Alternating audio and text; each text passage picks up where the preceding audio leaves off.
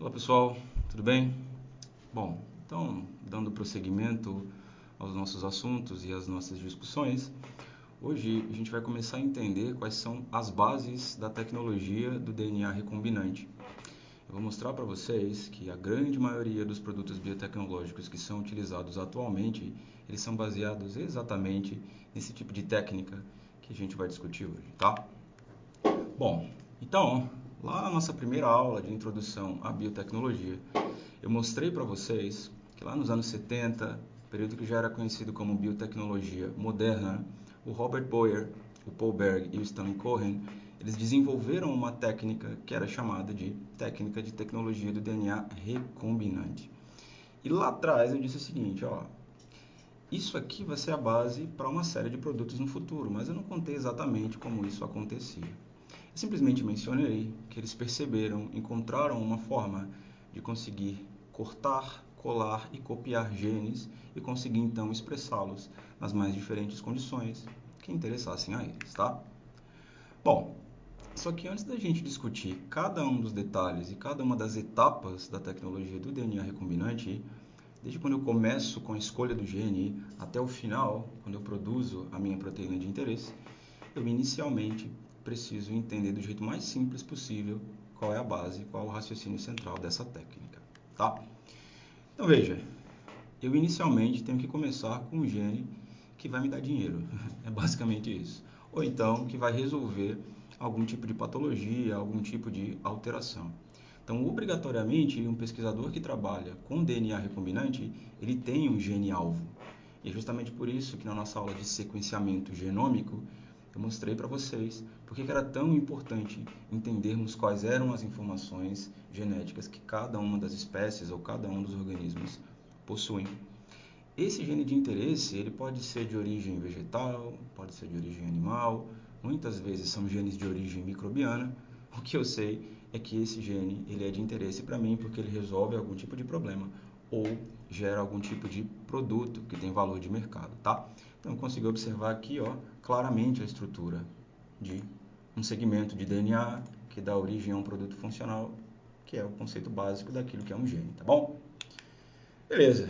E aí, professor, eu faço o que depois disso? Bom, na tecnologia do DNA recombinante, eu preciso retirar esse gene do contexto original. Então, imagine que uma planta, ela produz alguma substância que te interessa muito, que tem efeito terapêutico, por exemplo. Então, eu não posso passar o resto da minha vida coletando folha, coletando raiz de planta para poder fazer remédio. Então, o que a gente faz? Eu coleto esse gene inicialmente e depois eu colo ele numa estrutura que nós vamos chamar de vetor molecular. Mas agora eu vou simplificar essa ideia pensando em um plasmídio, tá bom? Então, a gente pega o gene de interesse e dá um jeitinho de colocar ele dentro de um plasmídio bacteriano. Então, vocês se lembram que as bactérias possuem DNAs circulares extracromossômicos, que do ponto de vista de saúde é bastante importante, porque eles estão associados à resistência a uma série de antibióticos. Porém, do ponto de vista biotecnológico, eu utilizo também esses plasmídios para colar, literalmente, genes de interesse, tá bom? Então, quando você obtém esse primeiro gene e posteriormente cola ele num plasmídio, introduz ele num plasmídio, o produto final é uma molécula híbrida recombinada artificialmente chamada de DNA recombinante. É isso. Então, todas as vezes que você ouvir alguém falando, olha, fulaninho está trabalhando com DNA recombinante, olha, ciclaninho foi lá e produziu DNA recombinante, agora tu já sabe, ele pegou um gene de interesse, introduziu ele num plasmídio bacteriano e posteriormente eu tenho uma molécula recombinada. Então, essa é a base do raciocínio.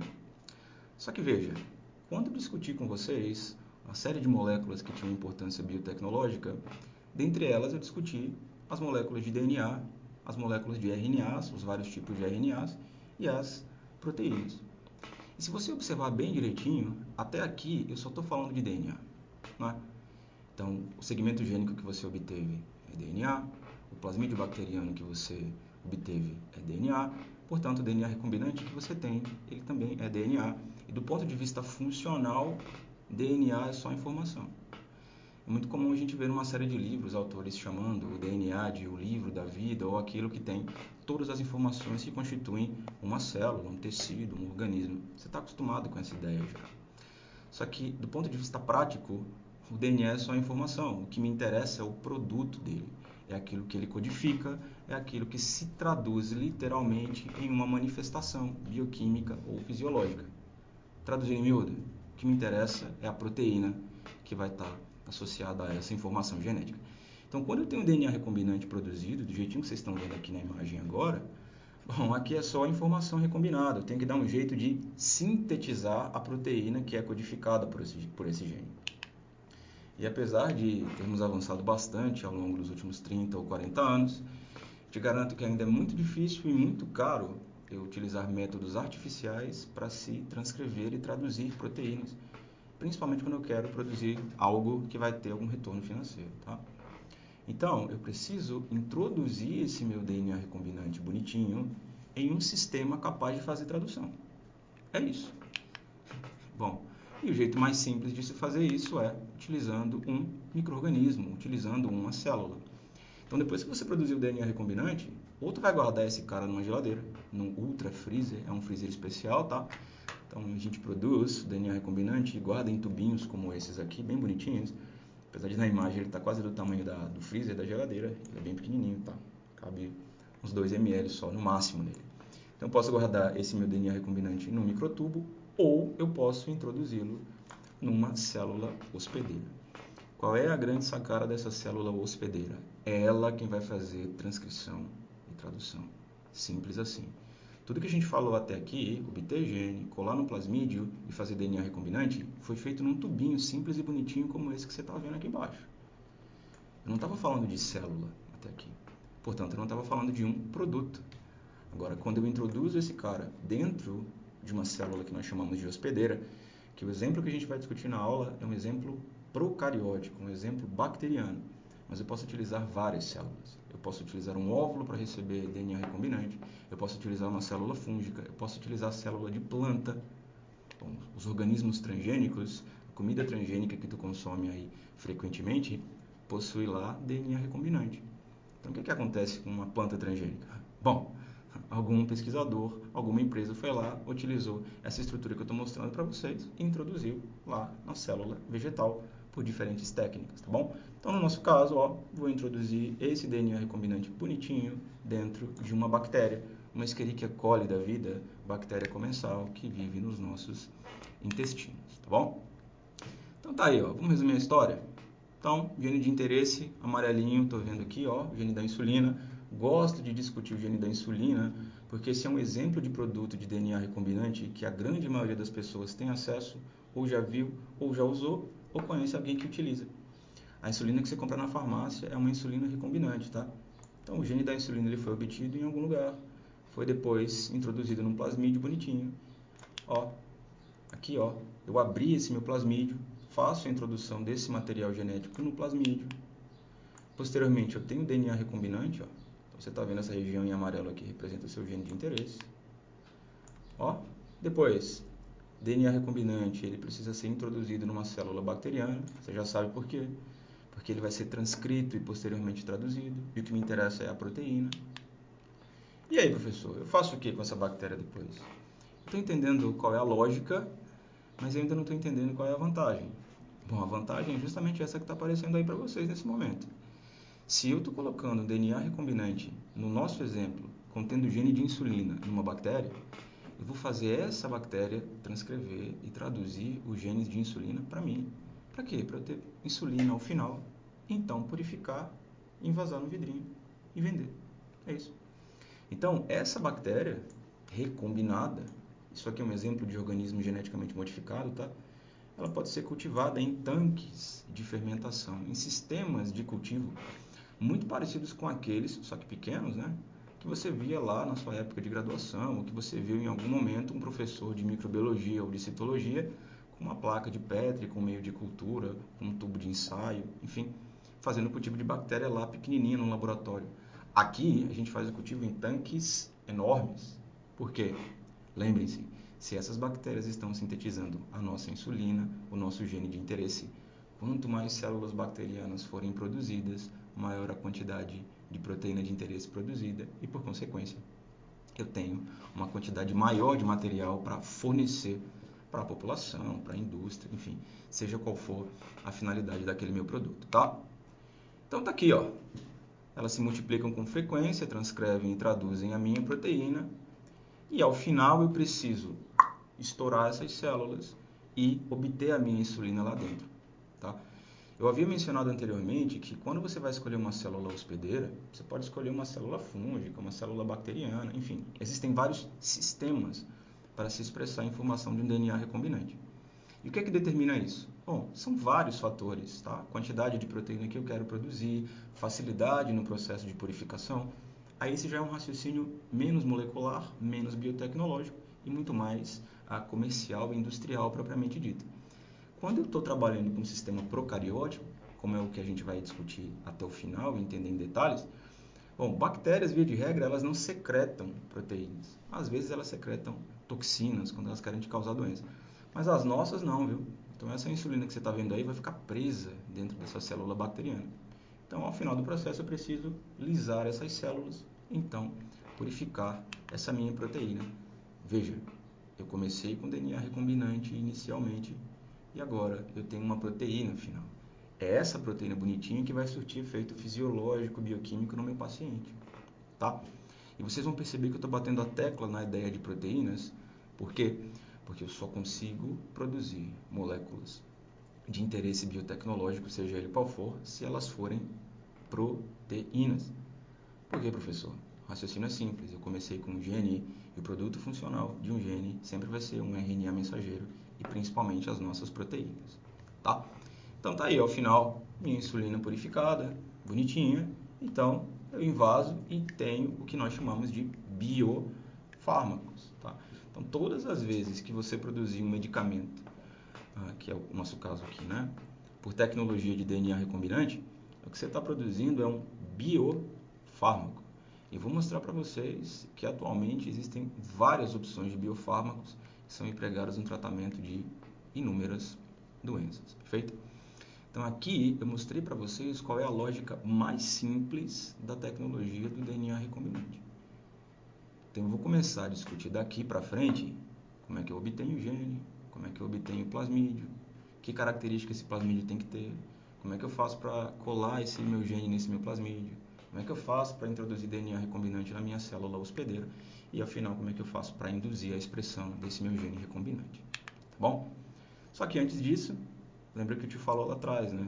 Biotecnologia tem a ver com dinheiro. O biotecnologista, em essência, é um cara que usa células, processos biológicos ou produtos de células, moléculas, para resolver problema. Só que, geralmente, essa resolução de problema dá dinheiro, né? Faz com que você ganhe bastante dinheiro caso você tenha as estruturas necessárias para isso. Então, aqui eu estou mostrando um exemplo, tá, de como os biofármacos são produzidos e qual é como a produção deles e o consumo deles tem crescido ao longo dos últimos anos, tá bom? Então, aqui nessa tabelinha, eu estou vendo aqui, ó, em vermelho, tá bom? Nessa barra, a quantidade de produtos de origem recombinante. Então, todas as vezes que você tem uma proteína produzida a partir de tecnologia do DNA recombinante, eu costumo chamá-la de proteína recombinante. Então, a insulina que a gente estava discutindo era uma insulina recombinante, poderia ser um anticorpo recombinante, poderia ser um interferon gama recombinante, que é uma molécula que tem efeito terapêutico também. Então, qualquer proteína sintetizada da forma que eu acabei de mostrar, ela é chamada de recombinante. Então veja que ao longo dos últimos anos a quantidade de produtos baseados na tecnologia do DNA recombinante tem aumentado consideravelmente, tá? Então vejam aqui ao longo dos anos, ó, no eixo X, e a quantidade de produtos disponíveis no mercado. Mas você fala assim, professor, mas tá um pouco vago ainda para mim, né? Você só falou da insulina. Vamos ver aqui, ó, especificamente. Tem nome não? Esses produtos não tem nome não? Tem, claro que tem. Então aqui, ó, um exemplo, tá, do biofármaco, o nome comercial. Então veja, eu posso produzir interleucina 2, que é uma citocina imunológica, tá, que tem uma série de efeitos benéficos na saúde humana, e o produto dela é chamado de proleuquina, tá? Trato como, professor? O que é que eu utilizo? Em que situação, em que contexto eu utilizo essa substância? Para tratar melanoma, para tratar câncer renal. Então aqui nessa tabela eu tenho várias proteínas sintetizadas por tecnologia do DNA recombinante, vários, interferon alfa 2 beta, aqui, glucagon, hormônio do crescimento, né, somatotropina. E aqui, nessa tabela onde eu estou passando a mãozinha, você está vendo exatamente os nomes comerciais de cada uma delas. Então, como eu havia mencionado anteriormente, hoje existem uma série de produtos acessíveis a nós.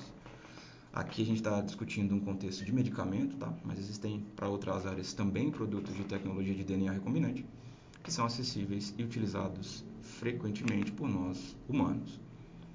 E aí eu trouxe um exemplo fácil de entender, que certamente é bastante chamativo, que é um produto conhecido como Exubera ou Exubera. Tá? Isso aqui é um produto inalatório, tá bom? Então aqui, nesses papeizinhos que vocês estão vendo, eu tenho insulina recombinante. Eu garanto que a grande maioria de vocês está acostumado a ver pessoas utilizando insulina na canetinha, né? Ou então com a seringa. Precisa ajustar os níveis de glicose, porque estão exagerados. Sabe? Você vai lá, dá uma furadinha na barriga, no braço, seja com aquela caneta que perfura, ou seja com uma seringa. Bom, então algumas empresas, utilizando a tecnologia do DNA recombinante, produziram a sua insulina recombinante, e ao invés de fazer a administração tradicional, que nós estamos acostumados, bom, ela desenvolveu um produto que me permite, por inalação, aumentar os meus níveis de insulina e, por consequência, ajustar as minhas respostas fisiológicas em relação à glicemia, tá? Então aqui, do lado esquerdo, então tem um relatório, tá bom? Sobre as funções do Exubera, tá bom? Então isso aqui é um relatório do Comitê de Produtos Utilizados em Humanos da Europa. Então, veja o que é o Exubera. Então, ele conta aqui a história de tudo, todo medicamento, que concentração ele está, perfeito? Isso aqui é um exemplo de produto biotecnológico, perfeito? Só é possível hoje se produzir ele dessa forma e que as pessoas só conseguem ter acesso a eles graças à tecnologia do DNA recombinante. Mas aí eu tenho certeza que inúmeras dúvidas surgiram na sua cabeça, né? Tenho certeza disso. Principalmente de como tudo isso é feito. Porque se você parar para raciocinar um pouquinho, você vai se dar conta de que só o que eu falei até agora era o que eram essas coisas, o que era essa técnica, o que eram os produtos, mas em nenhum momento eu discuti de fato quais eram os mecanismos. Então, daqui para frente, a gente vai começar a entender como cada uma dessas etapas vem a ocorrer, tá? E aí, existem 3 perguntas que precisam ser respondidas e muito bem entendidas. A primeira delas é, como é que você vai obter um gene de interesse? Existem inúmeros genes de interesse na natureza. Inclusive, está cheio de pesquisador mundo afora fazendo um tipo de pesquisa conhecida como bioprospecção. O que é isso, professor? É você ir na natureza, buscar moléculas e genes de interesse. Interesse para quê? Bom, para resolver algum problema ambiental, problema de saúde, medicinal, seja ele qual for. Então, como é que eu faço para obter? Quando eu encontrei algo que me interessa, qual é a ferramenta que eu utilizo? Ou quais são as ferramentas que eu utilizo para obter o meu gene? Segunda resposta que a gente precisa ter ao final dessa aula, né? Como é que eu faço para introduzir o meu gene de interesse lá no meu plasmídio, lá no meu vetor molecular?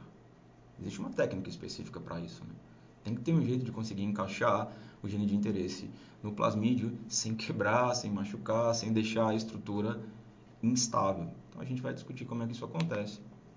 Por último, como danado é que eu faço para introduzir o DNA recombinante na célula bacteriana, na minha célula hospedeira? Então daqui para frente, eu vou começar a responder todas essas perguntas e vou te fazer raciocinar em cima de todas elas, tá? Bom, primeiro de tudo, o seu gene de interesse está onde? O gene que você quer produzir está onde? Bom, ele está no genoma de alguém. Ele está no DNA de alguma espécie. Então, se você encontrou alguma característica interessante de uma planta que está aí na sua casa, se você quiser obter o gene de interesse, você vai ter que inicialmente obter o genoma dessa planta, ou desse animal, ou dessa bactéria, seja ele qual for. Então, significa dizer, professor, que a primeira coisa que eu preciso fazer é extrair o DNA da espécie de interesse. Então, não se perde não, viu? A gente vai começar tudo. Eu não estou falando de plasmídio ainda, não estou falando da bactéria, não estou falando de nada disso. Estou falando onde tu vai conseguir o teu gene de interesse.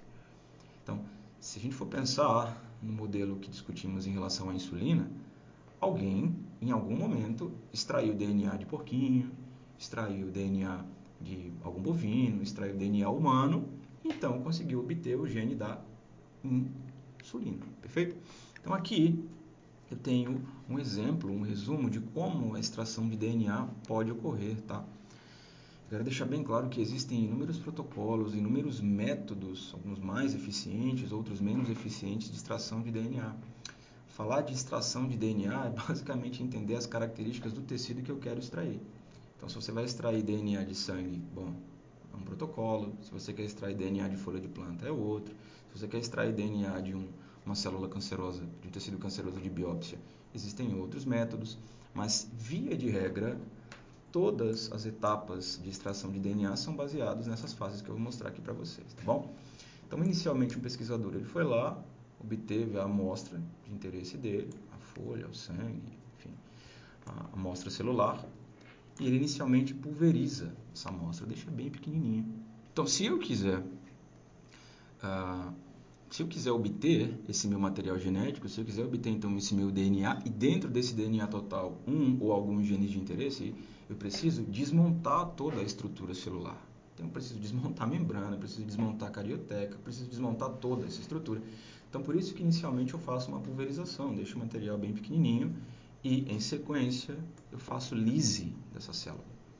Bom, após a lise da célula, eu preciso remover as proteínas e ao final eu precipito meu DNA e faço a sua reidratação. Então, o raciocínio geral da extração de DNA é desconstruir um tecido e separar o material genético de todos os constituintes celulares. Então, existem inúmeras soluções para isso, existem diferentes métodos para extração de DNA, que dependem do tipo de tecido que você está analisando, porém, o raciocínio central é sempre esse.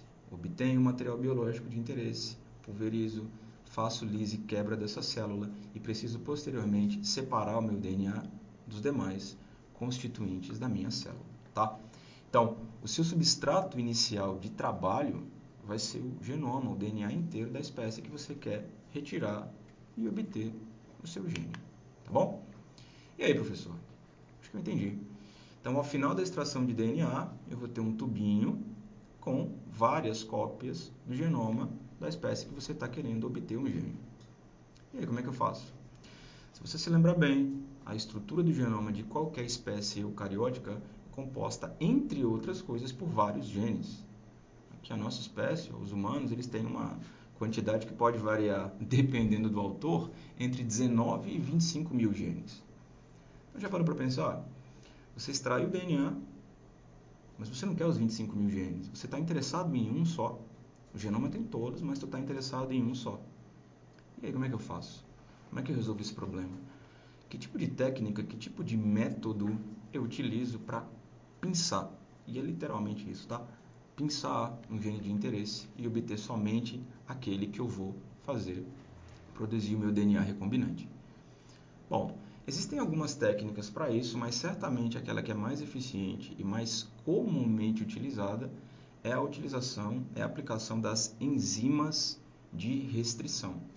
Então, depois que você extrai o seu DNA, o DNA do organismo de interesse, você vai utilizar enzimas de restrição que vão fazer cortes.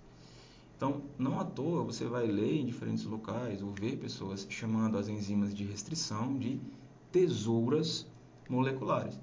Então, é assim que a gente obtém o gene de interesse. Eu utilizo determinadas enzimas que têm a capacidade de reconhecer segmentos no DNA e, então, realizar esses cortes. Então, você trata o seu DNA de interesse total, com aquela quantidade grande de genes, com uma enzima de restrição que seja capaz de fazer um corte exatamente no gene de interesse. Para quê? Para você separar ele do contexto geral da estrutura do genoma que você fez a extração. Tá bom? Então, depois que eu utilizo essas enzimas de restrição, é que eu vou utilizar algumas técnicas para introduzir no plasmídio e, posteriormente, fazer a introdução também na célula hospedeira.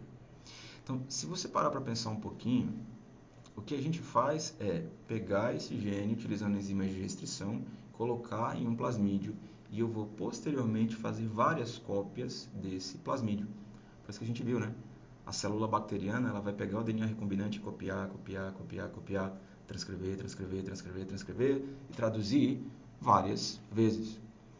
Então, do ponto de vista genético, todas as vezes que eu faço a cópia integral de uma sequência, que pode ser só uma pequena sequência ou pode ser um genoma inteiro, eu estou utilizando uma técnica conhecida como clonagem.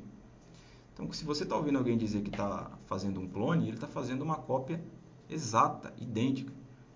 Então, é por essa razão que a tecnologia do DNA recombinante também é chamada de clonagem molecular. Então, você toma cuidado com isso, tá? Não vai achando que eu estou discutindo aqui aquela clonagem da ovelha Dolly ou a clonagem terapêutica que eu vou mostrar para vocês lá na terapia gênica, não. Não. Então, quando você ouve clonagem molecular, saiba que isso é sinônimo de tecnologia de DNA recombinante. Então, você vai fazer inúmeras cópias do seu gene de interesse que você obteve com enzimas de restrição. Perfeito?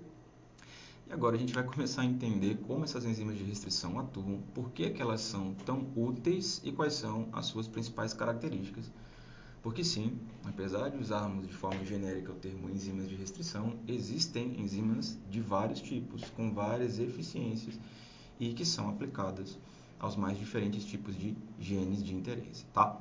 Então, como eu falei, as enzimas de restrição elas são capazes de fazer cortes, mas elas foram descobertas por esses três caras aqui, o Werner Arber, o Daniel Nathans e o Hamilton Smith. Então, as enzimas de restrição de origem procariótica, ou seja, enzimas de restrição de origem bacteriana, foram descobertas por esses três cientistas e eles rapidamente perceberam a quase que infinidade de aplicações para esse tipo de molécula, tá? Se eu for parar para analisar o contexto evolutivo dessas enzimas de restrição fazem cortes no DNA, né? Fazem cortes em ácidos nucleicos. As bactérias elas utilizam esse tipo de enzima basicamente para se defender de DNAs ou RNAs exógenos. Veja, bactérias também são atacadas por vírus, tá? Então elas têm uma quantidade absurda de enzimas e dependendo da espécie bacteriana eu vou ter enzimas de restrição diferentes que as protegem de agressores. Então eu posso dizer de forma bem simples e bem direta que para a bactéria bonitinha, lá antes do Smith, do Nathans e do Arber sugerirem a aplicação para DNA recombinante, essas enzimas faziam parte de um sistema imunológico bem rudimentar que todas as bactérias têm, tá? E, aliás, o sistema imunológico de bactéria é bastante interessante do ponto de vista biotecnológico, que é inclusive a base para as técnicas de edição de DNA que a gente vai ver lá nas aplicações da biotecnologia para a saúde, tá bom? Então, o que esses três caras fizeram foi entender quem eram as enzimas de restrição e aplicar esse produto biológico, essas enzimas, num outro contexto. Então, graças a esse tipo de descoberta, é que hoje a gente consegue produzir uma série de proteínas de caráter recombinante. Então, bom, professor, o que essas enzimas de restrição têm de tão marcante e o que elas têm de tão interessante que façam que elas sejam aplicadas biotecnologicamente? A resposta está aqui, escancarado nessa imagem. Veja, aqui eu tenho um exemplo de uma enzima de restrição, vou discutir já quem ela é, provavelmente ela é a mais famosa de todas, e eu observo nessa imagem a dupla fita de DNA, tá? E ao final da ação dessa enzima de restrição, eu observo um corte. Por isso que lá atrás eu falei, ó, você vai usar uma enzima que faz um corte, é um corte literalmente. Então o genoma da espécie que você vai tratar, ele vai ser rompido em vários pedaços. Mas esse corte, ele não é um corte aleatório. Não. Esse corte é um corte específico. Então não vai pensando que essas enzimas de restrição saem picotando o DNA de forma aleatória não, tá bom? De jeito nenhum. Então esse corte aqui vai ocorrer exatamente nas proximidades do gene que você quer obter, tá? Então essas enzimas de restrição usadas biotecnologicamente, elas são endonucleases, porque existem enzimas de restrição que são chamadas de exonucleases. Eu não vou discutir exonuclease não, porque não tem aplicação no nosso contexto, mas o que eu posso te falar sobre as endonucleases é o seguinte: endonucleases são enzimas capazes de reconhecer sequências no meio do genoma, no meio do DNA, no meio mesmo, literalmente no meio da fita de DNA. Dê uma olhadinha aqui que você vai observar que essa tesourinha está fazendo um corte, não é numa extremidade, é exatamente na região central de uma molécula de DNA. Então significa dizer que elas são enzimas capazes, de quebrar ligações fosfodiéster de uma mesma fita e entre duas fitas elas são capazes de quebrar interações de hidrogênio, tá bom? fazendo com que ao final eu tenha a separação da dupla fita de DNA numa estrutura bastante interessante, que eu vou mostrar já já porque que essas pontinhas que estão sobrando são importantes para a nossa produção de DNA recombinante, tá? Então, as enzimas de restrição utilizadas biotecnologicamente têm, via de regra, origem procariótica. Por quê? Porque as enzimas de origem procariótica, elas fazem esses cortes que parecem um Z, tá bom? E, de novo, isso aqui não é à toa não, tá? Esses cortes, eles precisam ser dessa forma, porque vão me ajudar a fazer a colagem no meu plasmídio, tá bom? E essas enzimas de restrição de origem procariótica, elas são capazes de reconhecer sequências palindrômicas. Se você tentar lembrar, acho que lá na terceira série, acho que no meu caso foi isso aí, na segunda ou terceira série, eu me lembro da minha professora me contando uma história sobre palíndromos, né, na aula de português. Professor, sequência palindrômica, que nome feio. Não me lembro não, lembra sim. Na hora que você está chamando alguém, ô Ana, vem cá, você está chamando um palíndromo. Se você lê Ana de frente para trás ou de trás para frente, a resposta, a informação é exatamente a mesma. Se você lê Arara de frente para trás ou de trás para frente, você está lendo um palíndromo. E não se esqueça, viu? A informação genética ela é literalmente lida. Lembra que tem aquele monte de letrinha, né? A's, C's, T's e G's. Existem vários nucleotídeos em sequência. Então, essas enzimas, elas são capazes de reconhecer sequências palindrômicas. Vamos ver aqui no nosso exemplo? Ó, vou ver a fita de cima, tá? Essa fitinha de cima, vou ler da esquerda para a direita, vai estar assim, ó, A, A, T, T, C. Se eu ler a fita de baixo, de trás para frente, vai ser o quê? A, A, T, T, e aí teria um C depois também. Então, a sequência em cima é exatamente a sequência de baixo. Se eu ler ela de frente para trás ou de trás para frente, tem exatamente a mesma informação. Professor, essa informação vai se traduzir em alguma coisa? Não. Mas essas enzimas elas são capazes de reconhecer no seu DNA regiões que são palindrômicas. Então, cada enzima de restrição tem a sua sequência palindrômica específica. E é justamente por essa razão que elas fazem esses cortes que parecem um Z, que agora a gente vai começar a entender por que isso é tão importante para as próximas etapas, tá? Só que antes de mostrar como isso acontece, eu preciso te ensinar a ler as informações sobre uma enzima de restrição.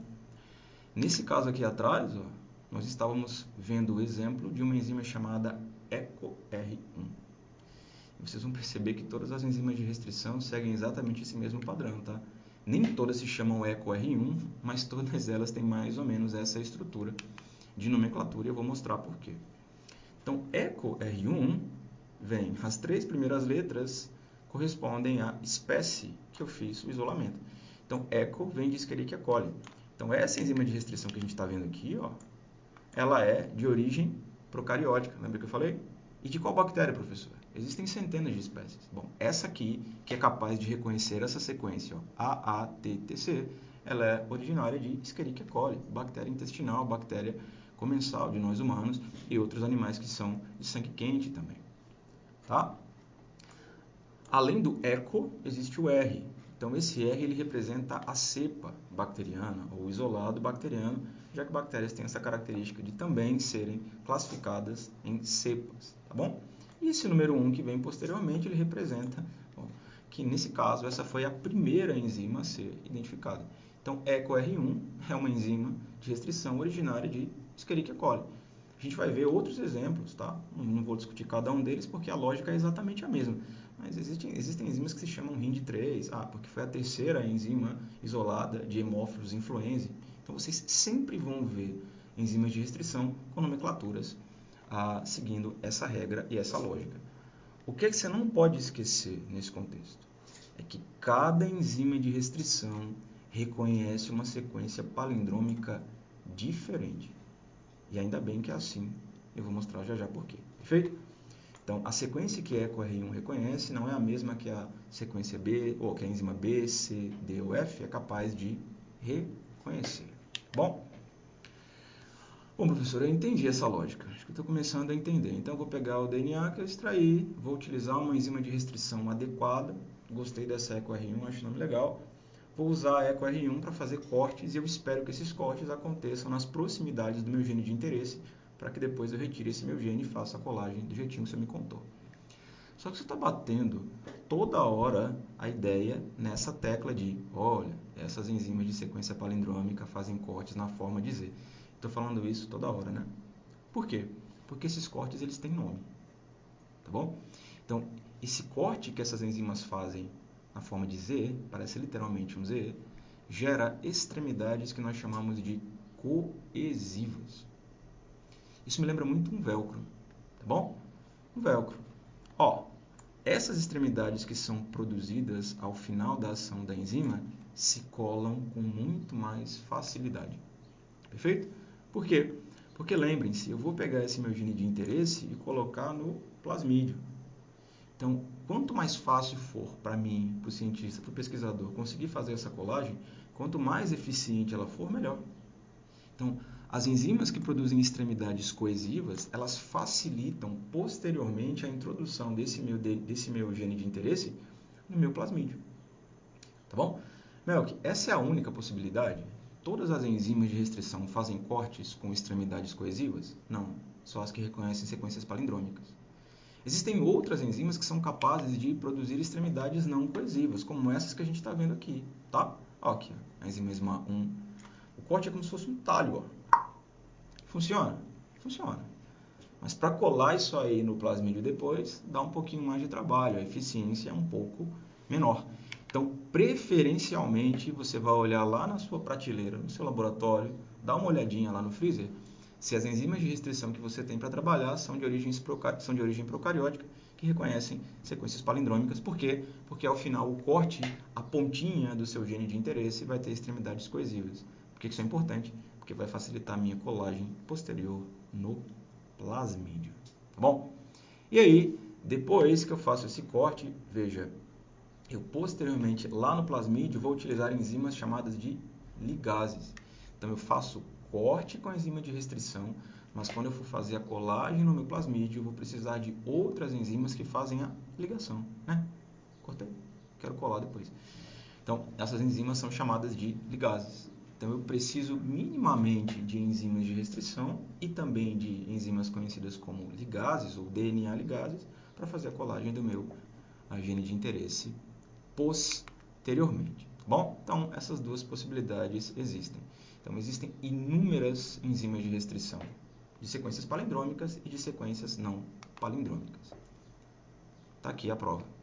Tá bom? Então, o que eu estou enxergando? Do lado direito, a enzima. São inúmeras enzimas, ó, PCIL, MLUCL, SSPL, RIND3, RIND3HF, que é patenteada. Existem inúmeras enzimas aqui. Você tem que decorar isso? Não. Você tem que saber qual é que está disponível para você trabalhar. Agora, se você observar do lado esquerdo, ó, sequência de reconhecimento. Lembra o que o tio falou agora há pouco, né? Cada enzima de restrição possui a sua sequência de reconhecimento. Então, a RIND3, sempre que no DNA que você quiser tratar, cortar, tiver a sequência lá, AGCTT, opa, ela vai lá e faz o corte palindrômico, tá bom? Extremidade coesiva. Ó, essa outra enzima já é outra sequência, SSPL, outra enzima, outra sequência, AAT, AAT. Então, se eu parar para analisar cada uma dessas enzimas aqui, eu vou me dar conta que elas reconhecem sequências completamente diferentes. Ô, professor, mas e aí? Qual é que eu vou selecionar para o meu experimento? Qual é que eu vou selecionar para cortar e obter o meu gene de interesse? A resposta é: depende. Você precisa analisar o genoma do DNA que você extraiu, verificar se ele tem sítios de reconhecimento para a enzima que você tem disponível, para então saber se vai ser possível ou não fazer o corte do seu gene de interesse, tá? Por isso, mais uma vez, que o acesso aos bancos de dados genômicos, por isso que os resultados de sequenciamento de DNA são tão importantes, tá? Para se fazer operações tão cirúrgicas, específicas como essa, eu obrigatoriamente preciso conhecer a estrutura e as sequências do genoma do DNA que eu vou obter o meu gene de interesse, tá bom? E aí, ó, posteriormente eu vou fazer a colagem desse produto em algo que tem uma estrutura exatamente como essa que eu estou observando do lado direito. Então, o meu gene de interesse eu vou colar num plasmídio.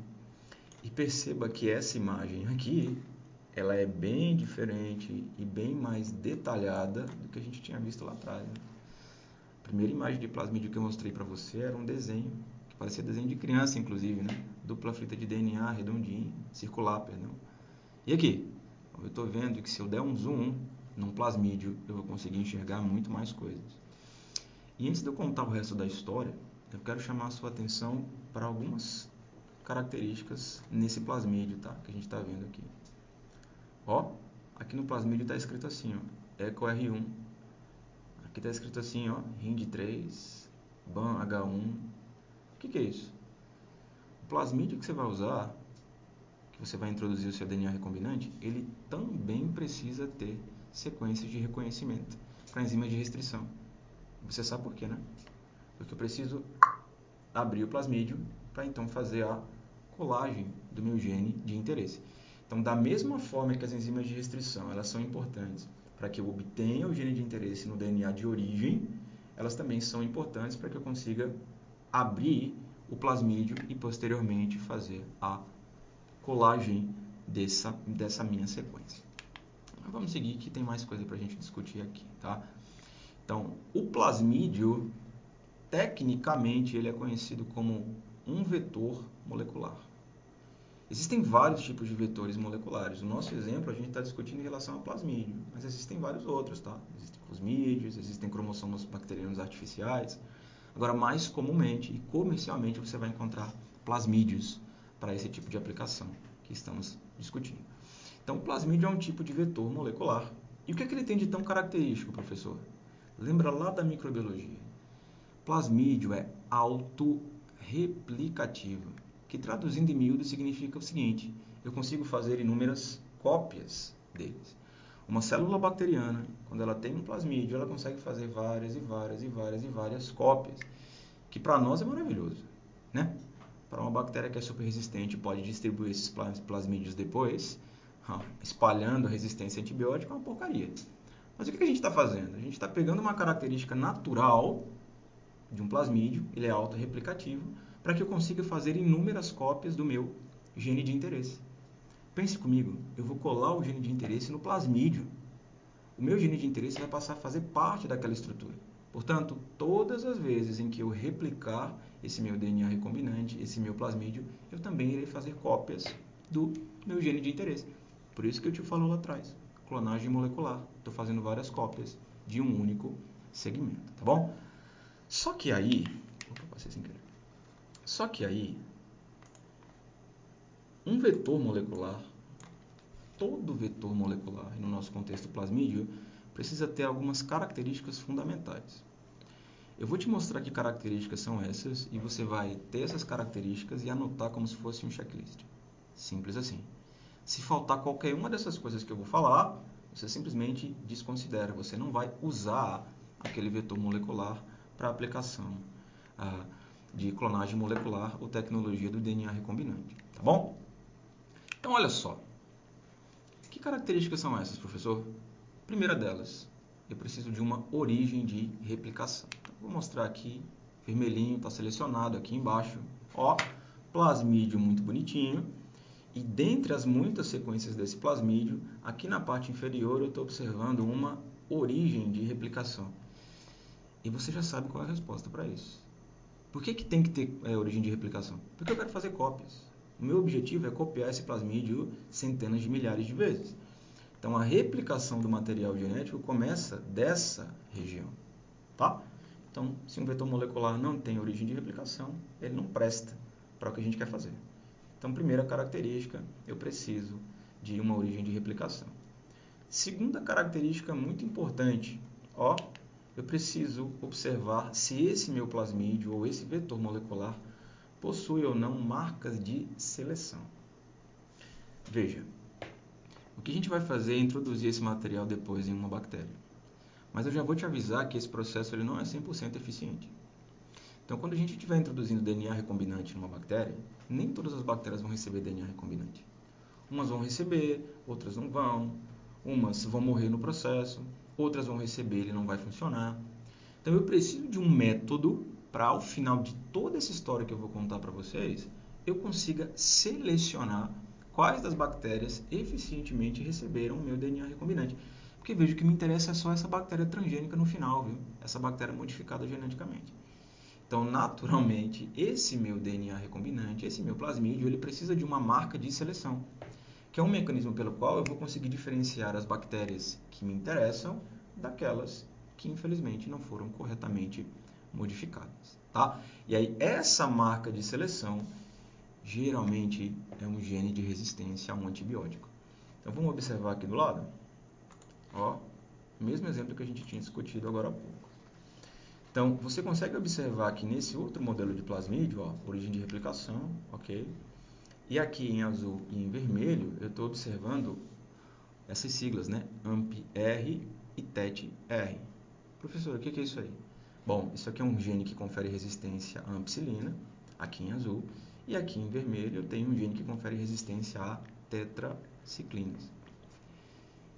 Traduzindo em miúdo, significa dizer o seguinte: se tudo der certo e eu conseguir colocar o meu gene de interesse nesse plasmídio, todas as minhas bactérias lá no futuro que forem corretamente modificadas, elas também serão resistentes à ampicilina e à tetraciclina.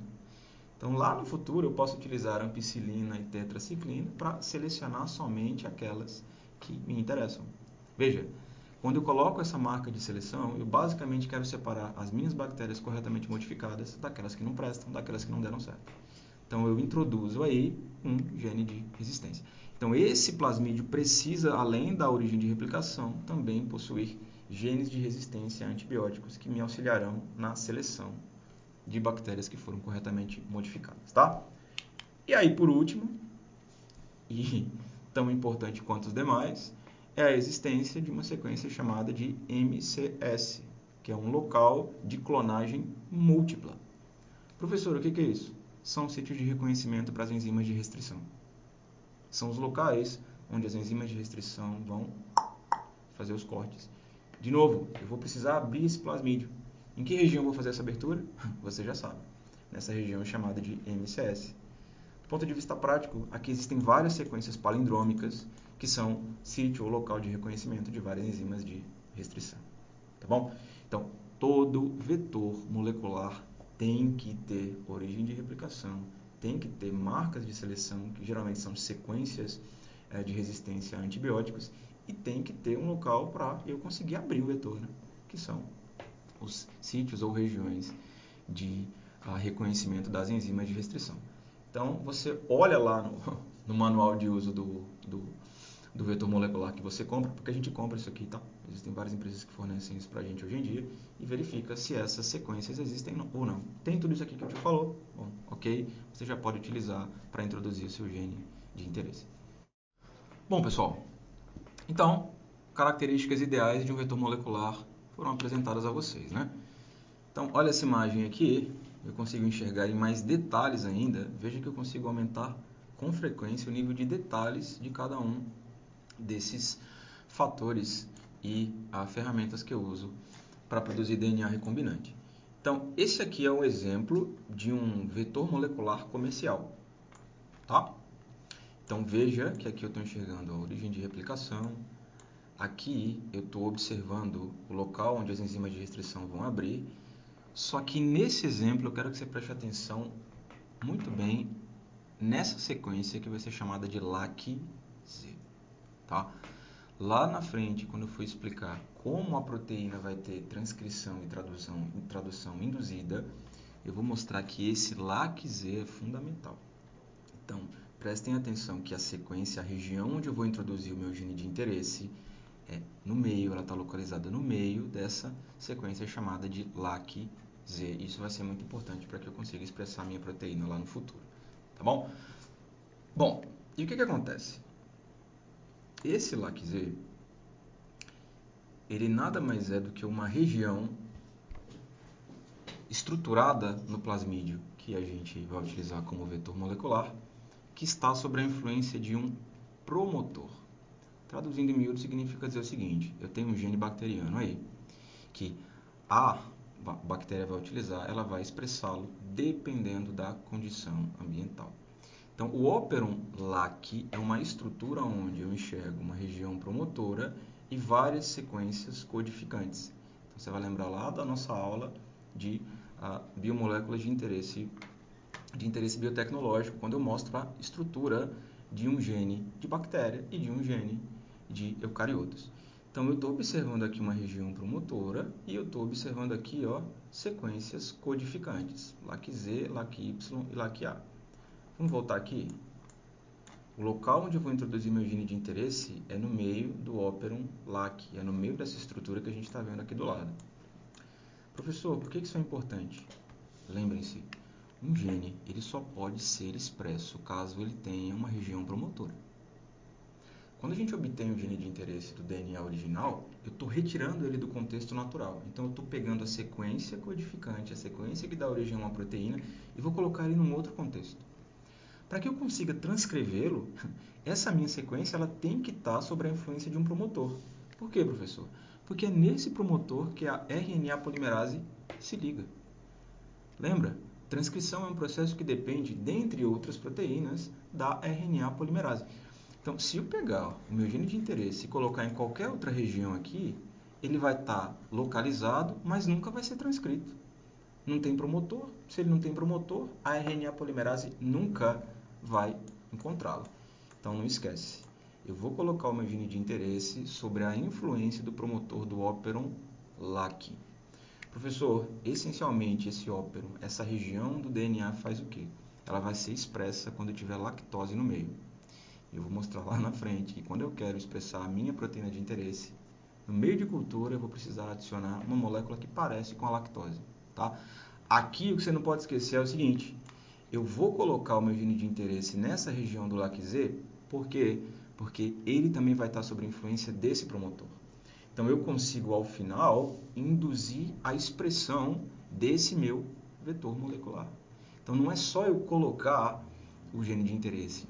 Depois eu preciso induzir a transcrição e posteriormente a tradução, que inclusive é para isso que a gente coloca esses caras dentro de bactérias, tá?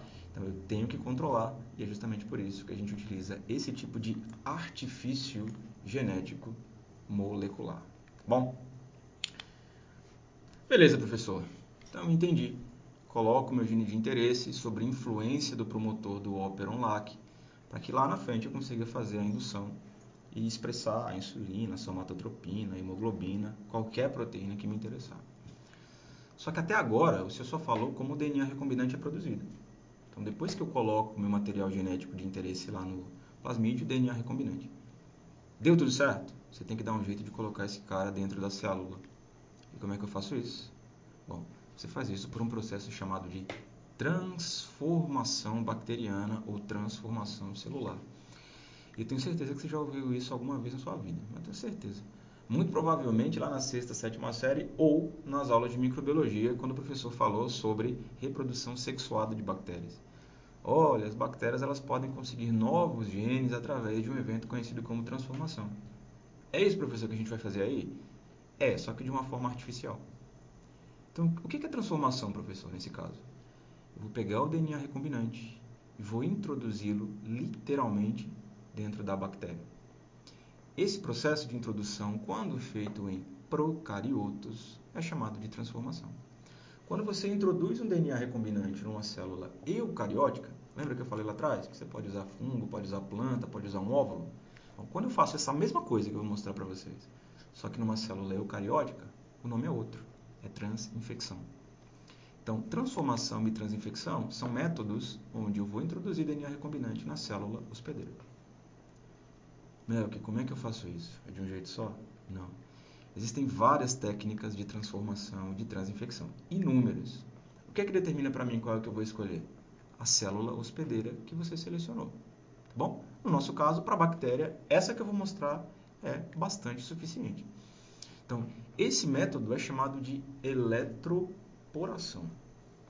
Então, o método de transformação utilizado para introduzir DNA recombinante numa célula bacteriana é chamado de eletroporação. Esse método que a gente vai discutir. Como é que funciona isso? Simples. Você pega o DNA recombinante, coloca no mesmo tubinho que uma bactéria, dá um choque e torce para que esse DNA recombinante entre na célula. O raciocínio simples é esse, tá? Eletroporação. Eu vou criar poros, vou criar aberturas na parede e na membrana, da célula bacteriana, e a partir desses espaços eu torço, eu espero que o DNA recombinante seja absorvido, tá bom? Vamos olhar aqui no nosso esquema que fica mais fácil de entender. Então, aqui está a célula bacteriana que vai receber o DNA recombinante. Perceba que ela não tem nenhum outro tipo de material genético recombinante aqui dentro, tá bom? Então, eu vou pegar o mesmo tubinho e vou colocar as células bacterianas com o DNA recombinante que está fora ainda. Melk, como é que eu consigo reconhecer que isso aí é DNA recombinante?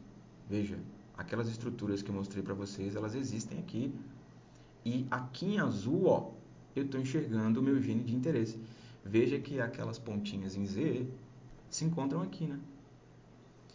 E aí, professor? Depois, nós utilizamos pulsos elétricos. Então, não é que você fica dando choque na bactéria o tempo inteiro, não, tá? São pulsos elétricos. Dá choquinho, para, dá choquinho, para, dá choquinho, para. E esses pulsos elétricos geram a formação de poros na membrana e na parede. Então, aqui, ó, tá todo tracejado, tá todo contíguo nessa imagem, né? Então, esses espaços vão permitir a entrada desse DNA recombinante na célula hospedeira. Produto final, se tiver dado tudo certo, é isso aqui, ó.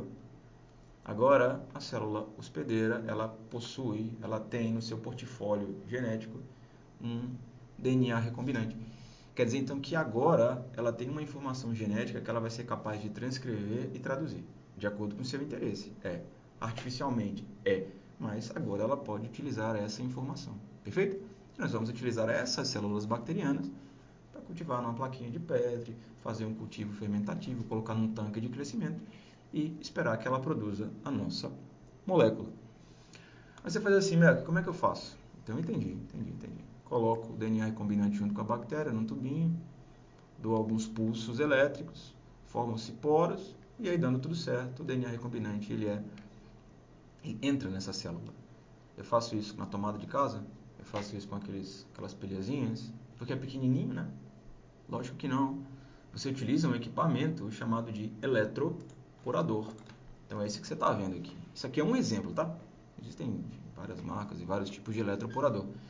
Então, aqui, ó, nessas caixinhas, a gente coloca as bactérias, coloca o DNA recombinante e utiliza esse equipamento para dar os pulsos elétricos. Veja que existem os eletrodos aqui, né? Tá bom? Então, existe um equipamento específico para fazer a transformação por eletroporação de bactérias, como a gente acabou de discutir. Bom, só que aqui, ao final, eu tenho uma bactéria geneticamente modificada. Então, se você não se deu conta ainda, o que a gente fez foi criar um padrão genético não natural. Pense comigo. No nosso exemplo, bactéria recebendo material genético humano, recebendo material genético de mamífero, gene da insulina. Qual é a probabilidade disso acontecer naturalmente? Quase zero. Então, o que o ser humano está fazendo aí é utilizando esse tipo de ferramenta para criar um padrão molecular e genético que não é natural. Tá bom? Então, isso é a característica principal de um organismo que é geneticamente modificado. Então, essas bactérias são exemplos de organismos geneticamente modificados. Só tem esse, professor? Não, existem vários outros. Tá bom? Então, ok. Então, ao final, eu vou ter um tubinho com várias bactérias transformadas, com várias bactérias transgênicas, com várias bactérias com padrão genético não natural. Mas como danado é que eu vou saber se o processo de eletroporação funcionou e como danado é que eu vou conseguir expressar o gene que me interessa, o gene que eu introduzi? Tem que ter uma forma. E a gente até começou a discutir isso lá atrás.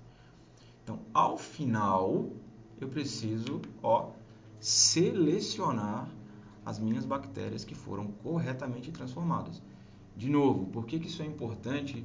Porque o processo de transformação nem sempre é eficiente, ele não é 100% eficiente. Então, imagine que você, quando estava fazendo a eletroporação, tinha 100 bactérias para fazer a transformação. Talvez dessas, só 20, 15 tenham sido corretamente transformadas. Então, só uma pequena parte delas é que vai ter recebido o DNA recombinante. Então, eu preciso, no meio daquela quantidade inteira de bactérias, selecionar aquela que me interessa. Então, a última etapa é eu fazer essa seleção. Tá claro isso? Por quê? Porque quando elas começam a crescer numa placa de Petri como essa daqui, não exatamente essa daqui, porque essa daqui é o método de seleção que eu vou contar a história. Mas quando você pega uma colônia bacteriana ou um grupo de bactérias e começa a crescer numa placa de Petri, veja, elas são da mesma espécie. Então as colônias vão ter exatamente a mesma característica. Então eu não conseguiria identificar quem é transgênica e quem não é. Quem foi geneticamente modificado e quem não foi. Então é para isso que eu utilizo diferentes métodos para selecionar exatamente aquela que me interessa. Uma das formas seria, por exemplo, você colocar um antibiótico no meio. Lembra que eu falei lá atrás, ó, o plasmídio, o vetor molecular, ele precisa ter uma marca de seleção. Que marca de seleção era essa, pessoal? Lá eu mostrei um gene de resistência à ampicilina e um gene de resistência à tetraciclina, ou poderia ser qualquer um outro. Quer dizer, então, que ao final da eletroporação, se eu fizer o cultivo de bactérias e colocar tetraciclina, ou se eu colocar ampicilina, somente as minhas bactérias geneticamente modificadas vão conseguir sobreviver ali. Porque eu sei que no plasmídio delas existiam essas informações, existiam essas características. Porém, existem outros métodos, e eu vou mostrar o método que é o mais comumente utilizado e certamente o mais conhecido de seleção, que é chamado de método de seleção azul e branco. E você já deve deduzir porque ele tem esse nome, né? Você olha para a plaquinha aqui, o que é que eu estou observando? Eu estou observando colônias bacterianas de Escherichia coli, tá? Geralmente a Escherichia coli, a célula utilizada, a bactéria utilizada, onde algumas colônias são brancas e outras colônias são azuis. E uma dessas daí você vai selecionar. Nesse contexto, aquelas bactérias que são corretamente transformadas vão ter um padrão, e as que não foram corretamente transformadas, outro. Então vamos entender como é que acontece isso, pessoal. Vocês se lembram que o gene de interesse ele foi colocado no Operon LAC, no meio do LAC-Z? Lembra que eu contei essa história para você lá atrás, né? Isso é importante, por quê? Porque esse Operon, essa sequência genômica só vai estar ativa, só vai estar funcional quando existir lactose no meio. Então, essa informação é extremamente importante. Então, a gente adiciona aqui nesse meio de cultura uma substância, tá? Que é similar à lactose. Mas digamos que seja uma lactose especial. É uma lactose que quando a célula bacteriana está usando, ela fica azul. Então, as colônias que vocês estão vendo aqui, ó, que tem coloração azul, significa dizer que essas colônias elas conseguem utilizar adequadamente a lactose. Tá bom? E as colônias brancas, não. Então, eu coloco essa lactose artificial, que eu vou dizer o nome dela daqui a pouquinho, para poder conseguir diferenciar quem tem o Operon LAC, quem tem o genes de lactose funcionando direitinho, daqueles que não tem. Então, quem tem fica azul, quem não está com o Operon LAC funcionando direitinho, vai ficar branco. A sacada está aqui, ó. Vou voltar nessa imagem de novo. Lembrem-se, o gene de interesse que eu coloquei, ele foi introduzido no meio do Operon LAC, então ele não é funcional. Qual é a consequência? As colônias ficarão brancas. As bactérias que não foram corretamente transformadas, elas têm o LAC-Z, elas têm o Operon LAC. Só que eu não coloquei nada aqui no meio. Então ele funciona normal. As enzimas de metabolização da lactose vão ser transcritas e traduzidas normalmente. Qual é a consequência? Eu tenho enzimas funcionais. Portanto, eu consigo utilizar a lactose que deixa azul e, ao final, eu tenho colônias azuis. Traduzindo em miúdos, depois que você utiliza esse método aqui, você vai selecionar as colônias que são brancas. As colônias que são brancas são aquelas colônias que receberam adequadamente o material genético, o DNA recombinante. Ô professor, e qual é a próxima etapa depois disso? O que é que eu faço depois disso? Bom, a resposta é simples. Você vai pegar essa plaquinha aqui. Você vai pegar uma estrutura, uma alça de platina, uma alça microbiológica, um swab, tipo aqueles swabs que a gente utiliza para fazer teste de Covid, por exemplo. Ó, você vai selecionar ele lá, mas você não vai pegar todas as colônias. Você vai pegar só as branquinhas. Depois vai pegar essas colônias e fazer um novo repique, um novo cultivo. Você vai ter uma nova placa, e agora só com células puras, com bactérias que foram geneticamente modificadas, carregando o teu gene de interesse. Então, quando você está num laboratório de clonagem molecular, um laboratório que trabalha e produz esse tipo de produto, o que a gente tem junto dele é uma seção só de microbiologia, só de micro-organismo. Eu tenho várias plaquinhas guardadas. Então, tem plaquinha dessa lá no laboratório que tem bactérias com genes de insulina. Tem outras com genes de somatotropina, tem outras com genes de titina, tem outras com genes, enfim, com os diferentes tipos de genes que me interessam. Porque sempre que eu quiser produzir a minha proteína, eu tenho a minha fonte, eu tenho a minha máquina biológica de tradução, que são essas bactérias corretamente transformadas, tá? E aí, ó, para a gente poder acabar esse raciocínio, eu preciso entender como eu induzo a expressão, mas que é só mais um detalhezinho do que a gente acabou de conversar em relação ao método de seleção azul e branco, tá? Então, para você que não tinha entendido como é que funciona a expressão do Operon-Lac, dá uma olhadinha aqui que agora fica muito mais fácil. Então, veja, ó, aqui eu estou vendo o vetor molecular, né? Estou vendo o DNA recombinante. Observe que tem uma região promotora e o seu gene de interesse. Então, eu preciso induzir a transcrição dessa sequência. E para isso a gente utiliza uma substância, ó, conhecida como IPTG.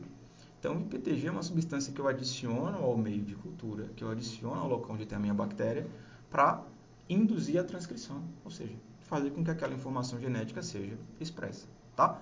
E além do IPTG, que é um indutor, lembra que eu falei lá atrás, eu preciso de uma lactose diferente, uma lactose que fica azul, lembra disso? Então, essa lactose diferente ela é chamada de X-Gal, isso é um nome comercial, tá? Então, eu coloco no meio de cultura o IPTG, que induz a transcrição, e o X-Gal, que vai me permitir verificar se as colônias ficaram brancas ou se elas ficarão azuis. Ao final, eu vou lá selecionar as colônias que ficarem brancas pelas razões que eu mencionei anteriormente, tá bom? Então, ao final disso tudo, você pode ter uma série de bactérias, uma série de células capazes de sintetizar artificialmente e na quantidade que você quiser da proteína que te interessa, da proteína que você quer estudar ou daquela proteína que você quer produzir, purificar, envasar e vender. Tá bom? Então esse é o raciocínio básico e agora ao final eu vou mostrar uma animação com cada uma dessas etapas e vou fazer um comentário sobre elas, do que está acontecendo em cada um desses momentos. Perfeito? Bom, pessoal, então para ilustrar toda a nossa discussão sobre tecnologia do DNA recombinante, eu separei um videozinho aqui para que vocês consigam enxergar como de fato acontece a atuação dessas enzimas, né, a colagem do gene de interesse no vetor molecular e como se faz a transformação posteriormente. Tá? Eu não vou deixar o vídeo na íntegra, não, eu vou parando e adiantando os momentos que são mais específicos, que vai facilitar a compreensão de vocês. Então, bom, inicialmente, deixa eu adiantar um pouquinho mais aqui.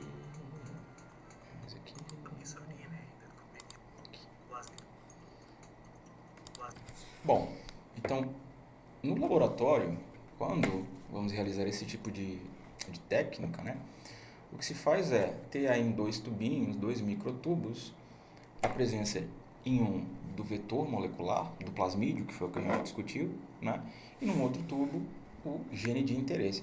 Aqui nesse vídeo a gente está vendo o nome inserto, tá? Mas o inserto é o gene de interesse. Então, qual é o nosso objetivo aqui? Fazer com que essa barrinha laranja fique coladinha, faça parte, se integre ao vetor molecular, ao plasmídio, tá? Para que isso ocorra, preciso utilizar enzimas de restrição.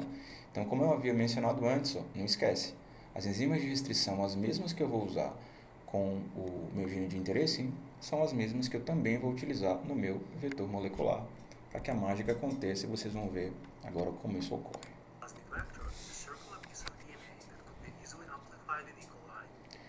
Então perceba que esse vetor molecular, esse plasmídio, ele vai apresentar aquelas características anteriormente mencionadas, né? Tem que ter origem de replicação, tem que ter uma marca de seleção e tem que ter um sítio, um local para reconhecimento das enzimas de restrição, das enzimas de corte, perfeito? Que aí no vídeo está sendo mostrado pela sigla MCS, né? Local de múltipla clonagem. Bom, então é nesse local aqui, ó, onde eu vou introduzir o meu gene de interesse, que vai estar sob a influência de um promotor. Lembre disso, tá? Um gene ele só pode ser transcrito quando existe um promotor, porque ele vai permitir o reconhecimento da região e posteriormente a ação da RNA polimerase. O que eu quero é transcrever e posteriormente produzir a minha proteína.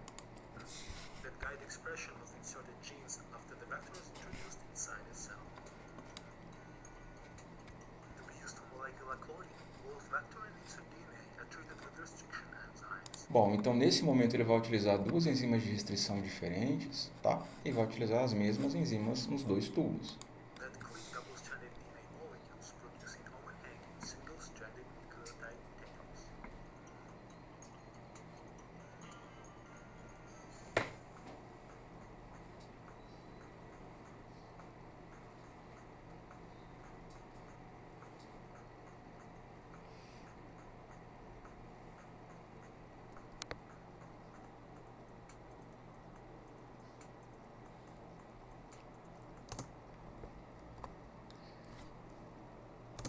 Bom, e qual o produto final disso? O produto final é que essas enzimas de restrição elas vão produzir aqueles cortes de extremidades coesivas. Lembra que eu mencionei, esse tipo de corte, esse tipo de ponta de extremidade vai facilitar a colagem no vetor molecular posteriormente.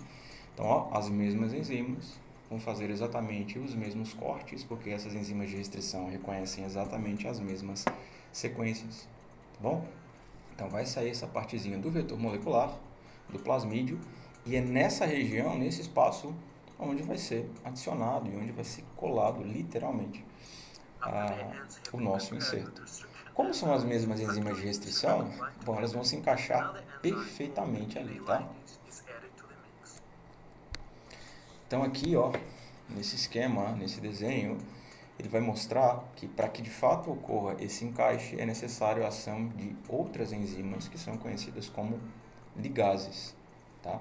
Então, apesar do fragmento do gene de interesse, do inserto, se ligar àquele vetor molecular, é importante que eu complete, que eu complemente essa interação pela ação das DNA ligases, tá? Porque elas vão reconstruir as ligações fosfodiéster.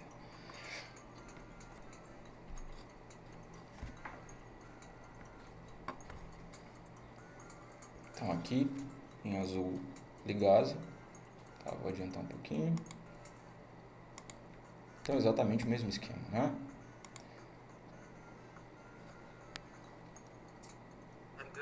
Execução bastante simples, inclusive. Então tá aí, ó. O gene de interesse vai se encaixar exatamente naquele espaço que foi gerado anteriormente, e aí vem as DNA ligases, e são capazes de fazer essa conexão química, né? Essa ligação, reconstruir essas ligações. Professor, e aí? Bom, agora você tem DNA recombinante. Veja aí, né? Gene de interesse em laranja, vetor molecular em verde para facilitar a visualização. Então, depois disso, eu preciso fazer a transformação, tá? Vou adiantar mais um pouquinho. Então, ó, aquele DNA recombinante, ele foi adicionado a um outro tubinho com a célula hospedeira. No nosso contexto, é a Escherichia coli, mas poderia ser algum outro tipo de célula também, poderia ser uma levedura, por exemplo. Então, esse DNA recombinante ele precisa entrar por um processo conhecido como transformação, e existem vários métodos, tá? Lembre-se que nós vimos a eletroporação. Bom, ao final, se tudo deu certo, o que vai acontecer é que existe no meu tubinho células bacterianas corretamente transformadas e outras não. Corretamente transformada por quê, professor? Algumas carregam o DNA recombinante e outras simplesmente não têm, porque como a gente havia discutido, esse processo de transformação ele funciona, mas ele não é 100% eficiente. Então aí, ó, esse material ele vai ser inoculado numa placa de Petri contendo um meio de cultura específico. Então, essas bactérias vão começar a se multiplicar, elas vão entrar em processos de fissão binária. Como elas possuem DNA recombinante, naturalmente elas vão fazer cópias e cópias e cópias. Então, o que eu estou fazendo aí? Bom, eu estou basicamente utilizando o maquinário de replicação da célula bacteriana para ela fazer várias cópias do DNA recombinante. Por isso que esse tipo de técnica também é chamada de clonagem molecular, tá?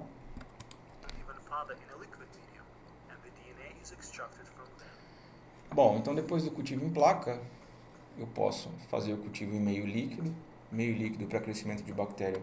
Crescimento bacteriano é muito bom, tá? Porque elas têm um contato mais íntimo com os nutrientes, então tem uma velocidade de crescimento, multiplicação um pouco mais alta, tá? E aqui, ó, está acontecendo o evento que eu acabei de mencionar.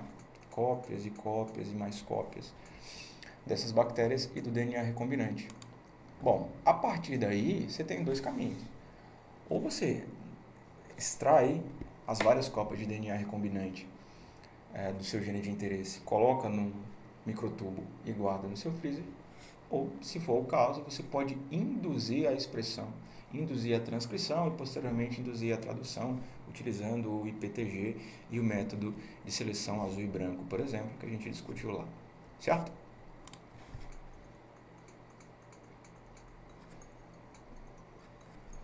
Produto final, DNA recombinante clonado para inúmeras aplicações possíveis.